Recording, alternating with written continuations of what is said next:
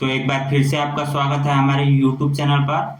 मुख्यमंत्री बालक या बालिका प्रोत्साहन राशि योजना के अंतर्गत जो छात्र छात्राएं 10,000 रुपये स्कॉलरशिप के लिए ऑनलाइन कर रहे हैं, उनके मन में ये क्वेश्चन जरूर आ रहा है कि हम जब फॉर्म भर रहे हैं तो उसमें बैंक पासबुक नहीं लग रहा है, तो फिर पैसा किस बैंक खाते में आएगा। या फिर ऑनलाइन कर रहे हैं तो उसमें लिख रहा है कि ओरिजिनल मार्कशीट अपलोड करना है, लेकिन हमारे पास तो ओरिजिनल मार्कशीट नहीं है, तो फिर हम कैसे फॉर्म को भरें। इसके अलावा भी अन्य सवाल हैं, तो इस वीडियो में हम सभी सवालों का जवाब जानेंगे। तो चलिए वीडियो को स्टार्ट करते हैं। तो देखिए, जो सबसे बड़ा सवाल है वो ये है कि जब आप स्कॉलरशिप का फॉर्म भर रहे हैं तो उसमें कहीं पर भी बैंक पासबुक का जिक्र नहीं है, यानी कि आपको बैंक खाता नंबर नहीं डालना है, तो फिर पैसा किस बैंक खाते में आएगा। तो इसको चेक करना बहुत आसान है। और स्कॉलरशिप का जो पैसा है वो आपके आधार से डीबीटी लिंक बैंक खाते में आएगा। तो इसको चेक कैसे करना है, चलिए कंप्यूटर स्क्रीन पर देखते हैं। तो इसके लिए सबसे पहले आपको गूगल में आना है और यहाँ पर सर्च करना है UIDAI। उसके बाद पहले नंबर पर जो वेबसाइट आएगा इस पर आपको क्लिक करना है। जैसे ही क्लिक करेंगे तो इस प्रकार का पेज खुल जाएगा, जहाँ पर आपको अपना लैंग्वेज सेलेक्ट करना है। तो हम यहाँ पर इंग्लिश सेलेक्ट करते हैं। अब इंग्लिश सेलेक्ट करते ही इस प्रकार का वेबसाइट इंग्लिश में खुल जाएगा। अब यहाँ पर आपको माई आधार वाले सेक्शन पर क्लिक करना है। क्लिक करते ही यहाँ पर आधार सर्विसेज वाले ऑप्शन में बैंक सीडिंग स्टेटस करके लिंक मिल जाएगा, तो इस पर आपको क्लिक करना है। अब क्लिक करते ही इस प्रकार का माई आधार का पेज खुल जाएगा, जहाँ पर आपको अपने आधार नंबर से यहाँ पर लॉगिन करना है। तो लॉगिन करने के लिए इस लॉगिन वाले ऑप्शन पर क्लिक करना है। क्लिक करते ही इस प्रकार का पेज खुलेगा, जहाँ पर आपको अपना आधार नंबर डालना है, फिर उसके बाद ये कैप्चा कोड डालना है और फिर लॉगिन विथ OTP पर क्लिक करना है।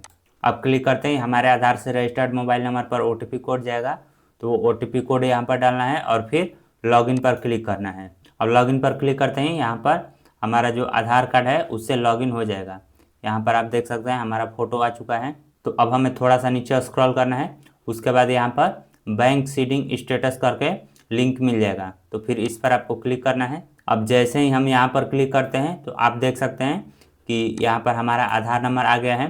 उसके बाद बैंक नेम में पंजाब नेशनल बैंक का हमारा जो अकाउंट है वो आधार से लिंक है और बैंक सीडिंग स्टेटस में एक्टिव लिख रहा है। और ये सीडिंग स्टेटस का डेट है 2017 का है, यानी कि हमारा कोई भी सरकारी पैसा आएगा, चाहे स्कॉलरशिप का हो या किसी योजना का हो या कोई भी सरकारी पैसा होगा, जब भी आधार कार्ड से डलाएगा तो वो इसी बैंक खाते में आएगा। तो इसी तरह आप भी चेक कर सकते हैं। अपने आधार कार्ड से यहाँ पर लॉगिन करना है और उसके बाद चेक करना है कि आपका कौन सा बैंक खाता आपके आधार से सीडिंग है।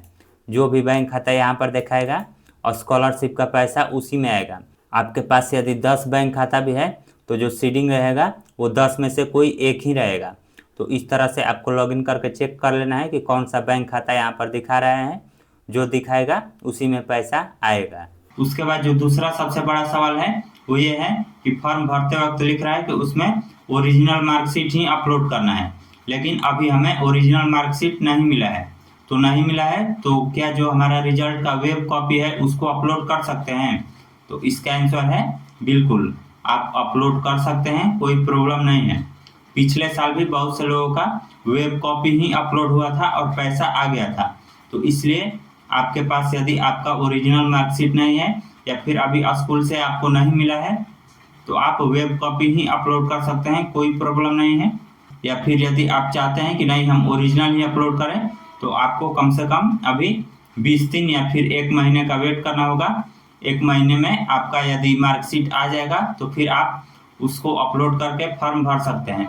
अभी फॉर्म भरने का लास्ट डेट नहीं आया है, कम से कम 3 या 4 महीने तक यह फॉर्म भराता है, तो इसलिए आपको टेंशन नहीं लेना है।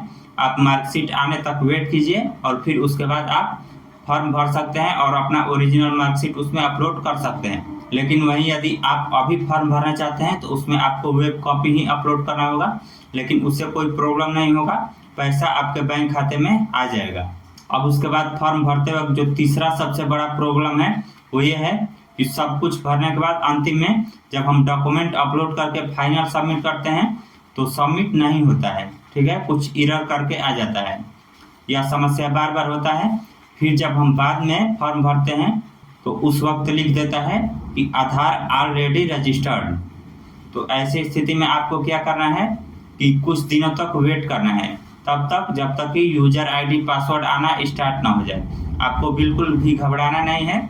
यह जो फॉर्म है वो 3 से 4 महीने तक भराएगा, तो इसलिए आपको टेंशन नहीं लेना है। कोई भी एरर लिख रहा है तो उसको उसी तरह छोड़ देना है। कब तक? जब तक कि यूजर आईडी पासवर्ड आना स्टार्ट ना हो जाए। यह लगभग में 1 या 1.5 महीने बाद आना स्टार्ट हो जाता है। यानी कि अभी 25 तारीख से फॉर्म भरना स्टार्ट हुआ है, तो अगले महीने में 25 तारीख के बाद यूजर आईडी और पासवर्ड आना स्टार्ट हो जाएगा। तो जब यूजर आईडी पासवर्ड आना स्टार्ट हो जाएगा तो आपको वेबसाइट पर ही फॉरगेट यूजर आईडी और पासवर्ड का ऑप्शन दिखेगा। उसमें जाकर आपको फॉरगेट कर लेना है। जैसे ही आप फॉरगेट करेंगे तो आपके नंबर पर यूजर आईडी पासवर्ड आएगा। फिर उसके बाद उस यूजर आईडी और पासवर्ड के माध्यम से आपको लॉगिन करना है, और लॉगिन करने के बाद उसमें आपको अपना डिटेल देख लेना है और फाइनल सबमिट कर देना है। उसके बाद आपका आवेदन सबमिट हो जाएगा। तो यही 3 प्रॉब्लम है जो कि बहुत से लोगों को फॉर्म भरते वक्त समझ में नहीं आ रहा है। तो इसलिए हमने सोचा कि क्यों ना इसका कुछ उपाय बताया जाए। तो यदि आपको इससे रिलेटेड कोई क्वेश्चन पूछना है तो कमेंट करके पूछ सकते हैं। वीडियो पसंद आई हो तो इसे शेयर भी ज़रूर करें, और ऐसे ही और भी वीडियो देखने के लिए इस चैनल को सब्सक्राइब कीजिए।